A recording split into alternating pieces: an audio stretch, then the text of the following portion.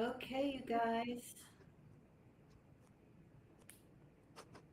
we are testing. I have something for you. I am streaming on both channels right now.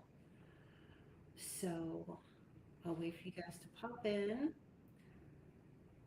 I have some interesting thing I want to talk to you guys about. This is completely unexpected, very random,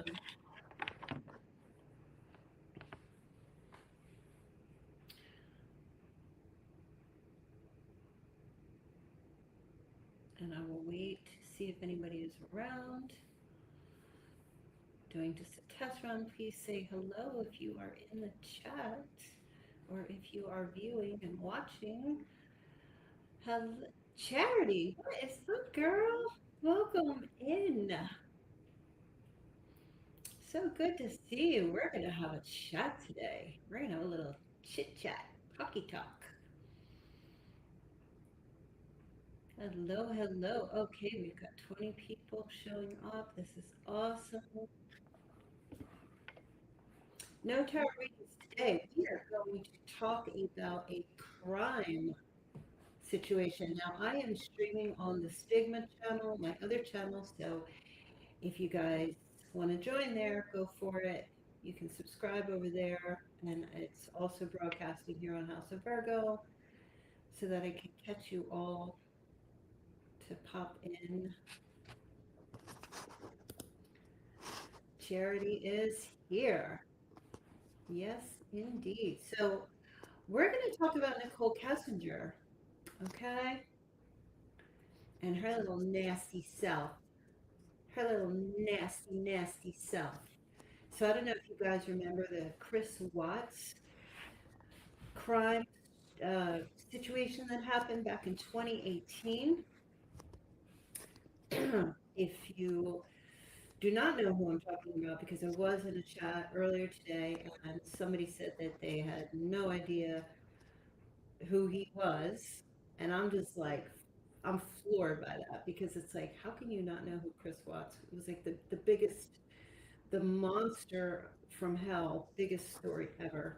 And so, if you don't know, I'll just give you a quick rundown that he was convicted of murdering his whole family, his wife, his two little girls, and his unborn son. So he was convicted of all these crimes, but the reason, he pled guilty to this, but the reason that he did all this was to do with his mistress, Nichol Kessinger.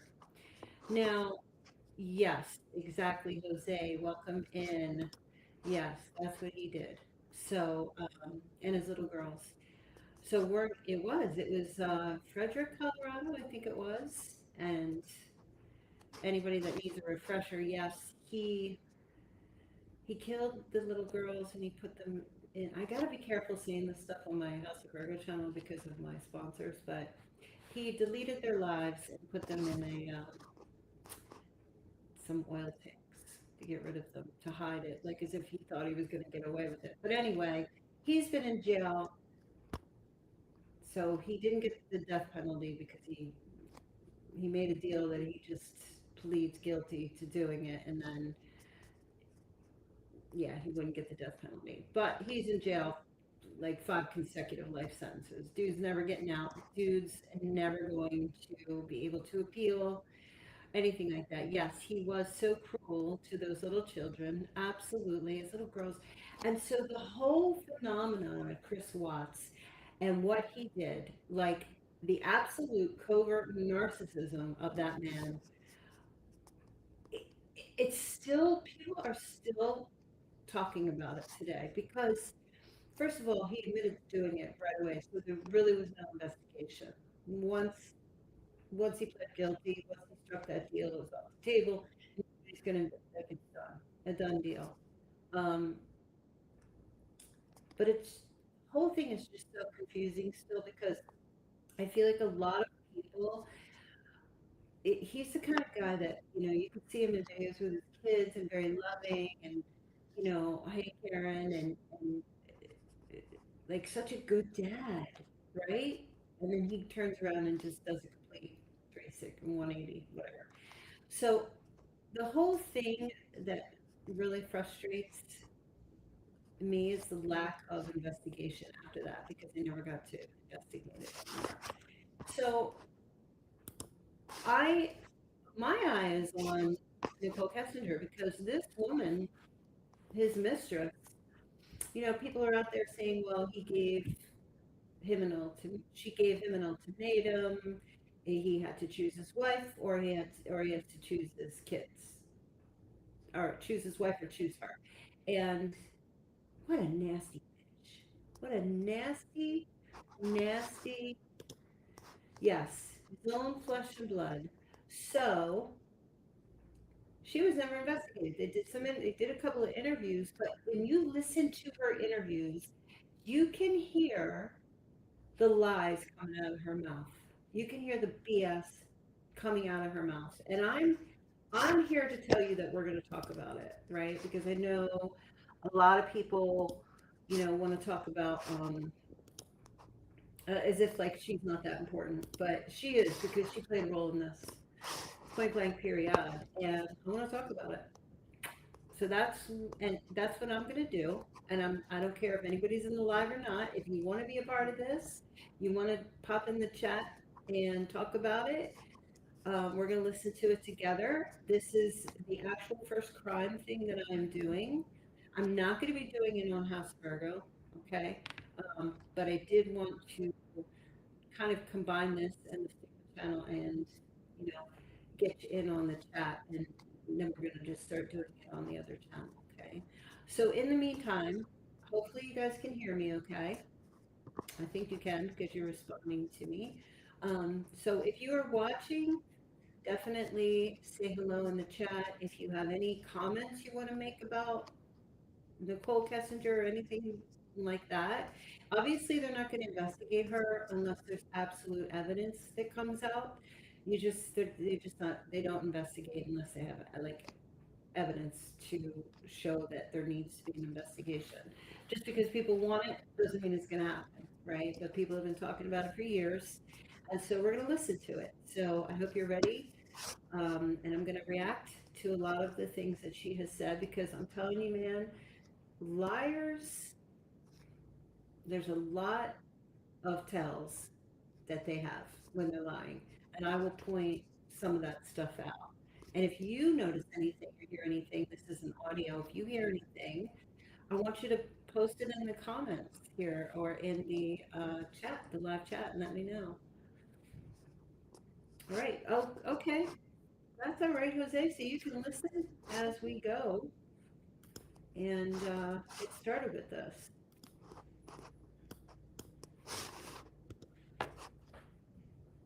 So let's see here. Audio. We introduced ourselves in the lobbies and earlier, so we're just going to do that again real quick. My name is Kevin Kovac. I'm with the Colorado Bureau of Investigation, and we're assisting the Frederick Police Department with this case involving Chris Watts. And this is Tim Martinez, also an agent at CBI. Sir, if you just introduce yourself. Dwayne Kessinger. I'm Nicole's father. Dwayne, what's your birthday? November 3rd, 1958. And home address for you, sir? 8801 West 65th Avenue. What city? And that's Arvada, 8004. And a cell phone or a home phone or where? 720-982-4547. Thank you. And Nicole, can you just introduce yourself for the recording? Nichol Kessinger.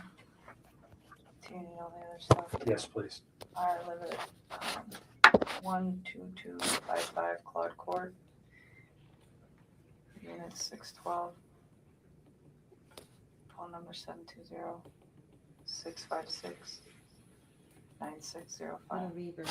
Okay. Claude Court, is that, I think we determined it was North Glen, right?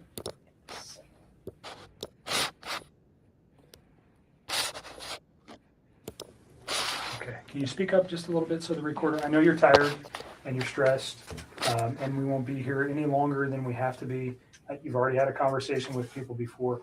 You came here on your own free will to talk to us. We picked you up. at your request and brought you here. So, Um, yes. You can get up and leave at any time. You don't have to talk to us. If there's a question you don't want to answer, don't answer it. If you don't want to talk anymore, just tell me I want to leave. And I'm kind of in the way of the door, but you're not being. I gotta pause it for a second. Are you guys able to hear? Let me try it this way.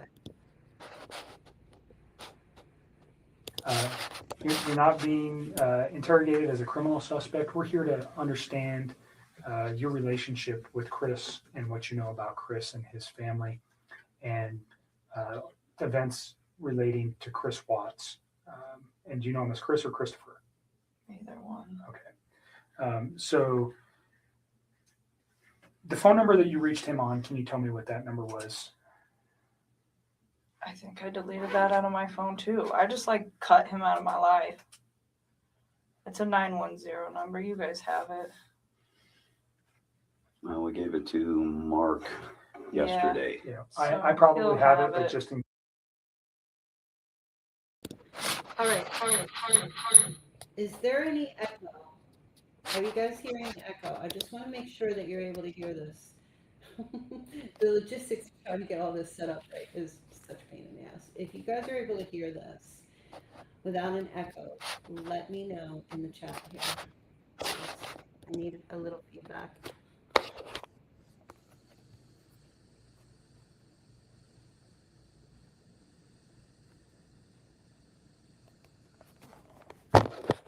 It's clear. Okay, good. All right, let's get back to it. Case, I don't have it if I anymore. recited it to you, would you know it? Just the first three numbers. But you know it as a 910 number? Yes, that's what I do know. I mean, that's what I've got. North Carolina or something. North Carolina. Okay. So let's just start with a timeline of your getting to know Chris, how you guys met, where you met, all those things. And let's just run. And I'm not going to ask you specific questions unless I think it's necessary. I'll let you just tell me your story. I think it's a little bit easier that way. So I just want to know how you met him, where you met him, how long you guys were dating, and those kind of things initially. Okay. I think I met him sometime in June, probably early June. It might have been May. All right, so the first thing that she says is that she met him in June, okay, of 2018. There is actual evidence that she had been stalking him for a year prior to 2018. She was looking him up on Facebook, she was looking up his wife. So right off the bat, they found all kinds of, you know how they do investigation, they go into all of her stuff, her phone her records and all that stuff after she handed over her phone. So they found out that she was actually looking him up for quite some time prior to actually meeting him. And I believe, and she said she met him in June of 2018. I think it's BS. Because let me tell you something. You're not dating someone for 6 weeks and you're looking up wedding dresses and you're already like putting an ultimatum on someone after 6 weeks. If you're going down that road.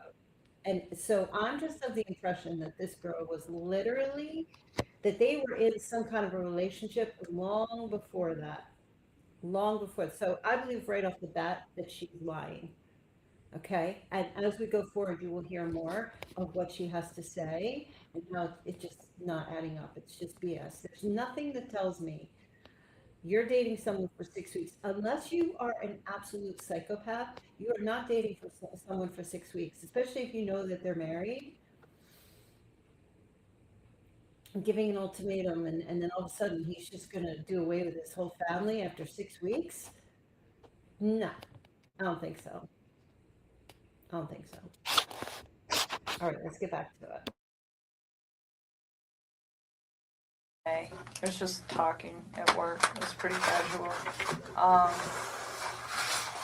And he didn't have a wedding ring on his finger. And every time I talked to him, he didn't tell me that he was in a relationship. He didn't even mention his kids right away either. Okay, that's another lie. In their emails together, when they first started, exchanging emails, he did tell her that he was married and had children. Him not having his wedding ring on. Some guys don't wear their wedding rings when they're going to work, or, because they don't want to lose it or damage it or whatever. Apparently, he lost a lot of weight. His wedding ring didn't fit anymore. Some guys don't wear their wedding ring, but he did tell her that he was married and he had children. Although I think he said he was separating. Again, more lies. Yes, Jose says yes. I heard she was an attention seeker and he got sick of her. He was weak and lost it, went way out extreme measures. Something along those lines, yeah. Something along those lines. He went real extremes for a girl he was only dating for 6 months. And then one day he told me that he had 2 kids. I was like, that's pretty cool. And started telling me about his kids. That sounded like a sarcastic comment. No, I thought it was kind of cute. I was like, oh, he's a dad. It was like right around Father's Day too. So whenever that is in June. Okay. Yeah. I'm So not good with holidays. he told me he had kids, and then it was Father's Day shortly after Okay. that. So that's what I do know. And I was like, I know, I thought it was cute. And then he's telling me about him. He's pretty excited about him. And then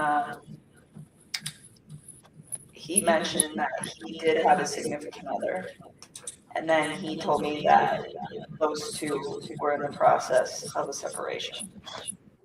Did he mention the children's name or his significant other's name? I didn't know his significant other's name for a while. And then I think he told me his kid. Okay, this is the biggest red flag. The investigator said to her, did he mention his significant other, her name to you? And her answer was, I didn't know his significant other's name for a while. Hey, that wasn't the question. She's already putting up her alibi because she did know it. She knew it for a very long time. This woman was a full-on stalker. She knew her name. Shanann Watts, Chris's wife, was on Facebook constantly doing live streams. So she did know. She knew. And you could tell by the way she answered that question. That is a yes or no answer. Did you know? That is a yes or no answer. And her response, and I will play it back for you a little bit, just again.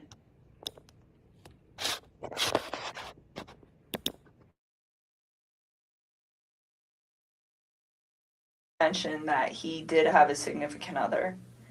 And then he told me that those two were in the process of a separation. Did he mention the children's name or his significant other's name? I didn't know his significant other's name for a while. And then I think he told me his kids' names pretty quick, but to be honest with you, on an exact date of when that happened, I don't know. So in May and June, first of all, where do you work? I work at Anadarko Petroleum Corporation. I'm contracted to Anadarko Petroleum Corporation Okay, and you work out of an office setting where? in Platteville, Colorado. And Chris also works out of that location, per Yes. se. Yes. He's in the field, but he comes into the office with his team. So you work, what is your job responsibility? I do health, safety, and environment. Okay, so you work in the office and you take care of health safety for, Anadarko is an oil and gas company, right? Yes. So you're doing health safety in the office and Chris works in the field Yes. as what kind of job does he do? He's an operator. So I don't know like all of his daily duties, but he's a field operator. So he works with like the oil wells. So he goes out and does work on those, whatever Yes. that work might be. But he comes into the office frequent. In the mornings, his team meets in the mornings. They're not all in there every day. Some days, some of them are in there. Some days, other ones are in there. But in the mornings, typically from like 6:15 to probably 7, somewhere around there. And is that where you met Chris? Yes. Okay. So can you just take us through kind of a little bit of the early part of how how he courted you or you courted him. I don't know which one happened. How you guys got to know each other. I guess we just started talking. He actually, so part of my job is to manage the gas monitors that we have. So Anadarko requires all gas monitor sensors for toxic gases, and it's my job to control all the inventory, any issues, anything like that. And we were having some pretty serious equipment issues, and we had numerous amounts of people coming in my office one day, and he happened to be one of them. And I'd seen him before, they meet in the lunchroom, and that's where I go put my lunch in the fridge. So I'd seen him, but I didn't ever talk to him. So that day we just started talking, and then every time I saw him in the hallway after that, and it was always hit or miss, it wasn't an everyday thing. It was just when I saw him, we just started talking, and we just kind of had a lot in common and just hit it off. So we'd always have, pretty good conversations. And then See, and that's the thing about liars. They never shut the F up. They never shut up. They talk. You can always tell someone's lying when the lips are moving. This girl could not shut up. It's like with all the information that she gave the investigators, it's insane to me that they didn't dive even further. If anything, it feels like they were trying to cover or save her out, make oh, she was a poor victim in this. She was not a victim. This woman knew more than she was letting on, and she was lying and trying to get away with not. Oh man, let me tell you what. Let me say this. Do you remember the Scott Peterson case when he killed his wife Lacey and her unborn child? Well, he was having an affair as well with Amber Fry. Well, when Amber Fry caught wind of what was going on the news and everything was happening, she didn't change her name and run away to another state or disappear. She contacted the police right away, gave them all the information, everything she had, and then she even did a press conference talking about everything. That she was a true victim in that situation, besides Lacey, of course. This one, no. Oh, no. She deleted and erased all the messages. She got rid of everything. This nasty little piece of junk trash woman. And then she ran for the hills and changed her name and disappeared off the face of the earth. If you're guilty, that's what you're going to do. If you're innocent, you're going to want to try to help the case and find out where this missing woman is. You're going to do everything you can to be a part of it, to the police and the investigation. You have nothing to hide. You're going to throw everything forward. She got a lawyer, of course, to protect herself, but that's okay. You should always get a lawyer if you're being questioned, even if you're innocent. But that's what I'm saying. She came in here to give a story. She's making up stories as she goes along, and she's what I call a half-truther. Some of it's true, some of it's not true. And I'm telling you right now, one day, that somebody's going to come up with some evidence. Somebody is sitting on a pile of information about this situation somewhere, and someone is going to come forward. And the investigation is going to ensue, and they're going to find her, because this story is not finished. Not finished. I don't know. One day he told me that he had kids and started talking about his kids, and then mentioned, yes, that I have a wife, but we're getting separated. Okay. And When do you think that was? when he said all that?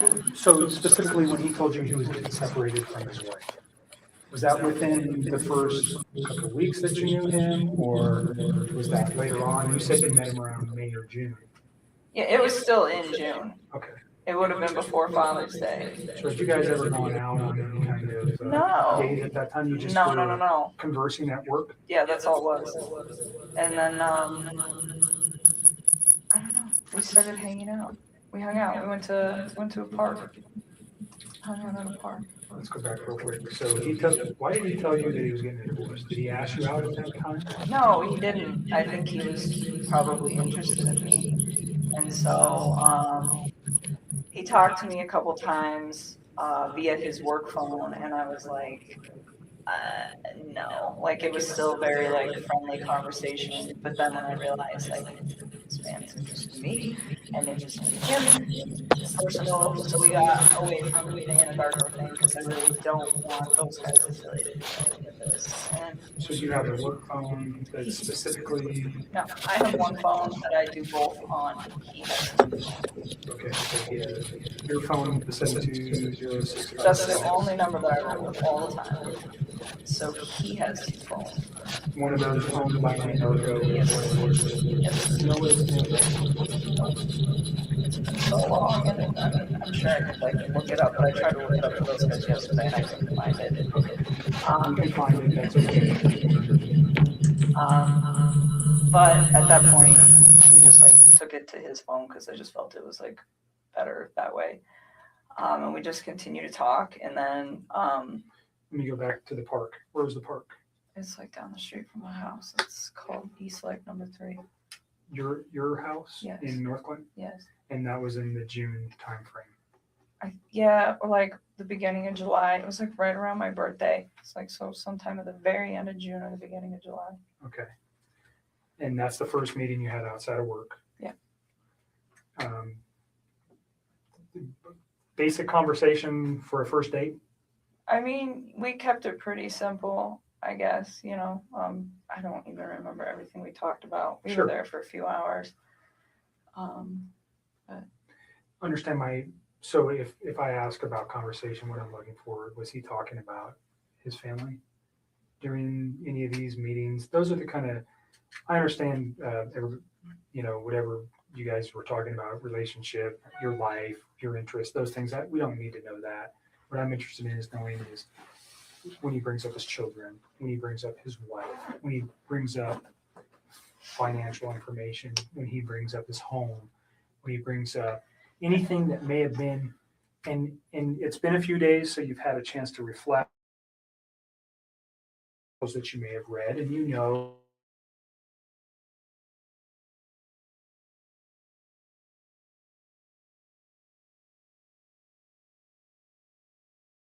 memory with the conversations with Chris to that. And I'm not just, even if he one day with any kind of statements that you were like, whoa, that was weird. Or why would he say that? Or why did he mention that? Do you understand what I'm No, looking I for? completely understand. I just feel like some of this happened so long ago that I can't tell you like the exact words of the exact conversation at the exact time and Sure. place, because it's like we had a lot of conversations. I mean, we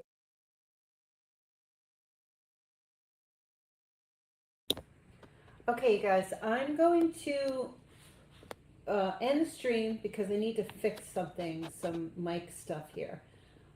Thank you, Jose. I appreciate it.